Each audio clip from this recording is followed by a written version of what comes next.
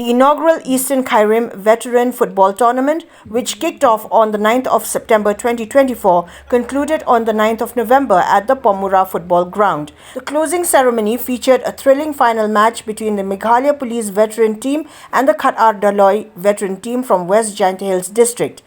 16 teams participated in the tournament, with the winning team awarded ₹1 lakh and a trophy.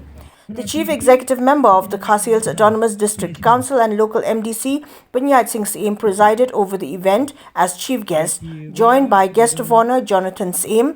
the Sardar of Pommura Nongshley, the chairman of the Eastern Khyrim Veterans Golden Star Mukim, the tournament's chief organizer Borlang Mukim, amongst others. In a tense tiebreaker, the Meghalaya Police Veterans team clinched victory over the Doloi Veterans with a score of 5 goals to 4, emerging as champions of the tournament. But aso ban ai kuble kerpang ikini ki arteli ki team ka MLP but Doloi ki ba lapoi syakathong jongka jingakun ya ka final but nga ai ka jingkit bok kedwing ya para arteli ki team ba phin poi ba phin lek kai ba ban yo ban kini ya kanam la du next cam ka jing la kai kan long ka bai tenat ban kini ka jing ya shim benta jongki rangba veteran ka long shibenta ban ai men sim la si kini ki samla ki hybrid ba wat hakarta ka bala kham yaw henry pidang ya shim benta haka kamila kai football ba kiwe tana so ba kini ka nuksa ka ba namenta ka koi ka khia namenta ban like kini kitai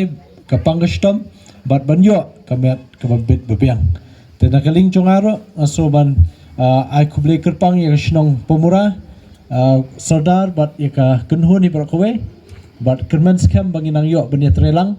na kaling ka district council jong KHDC bat ka shnong Pommura bat kishnong hapo song kham constituency khnang ba nginla ban kham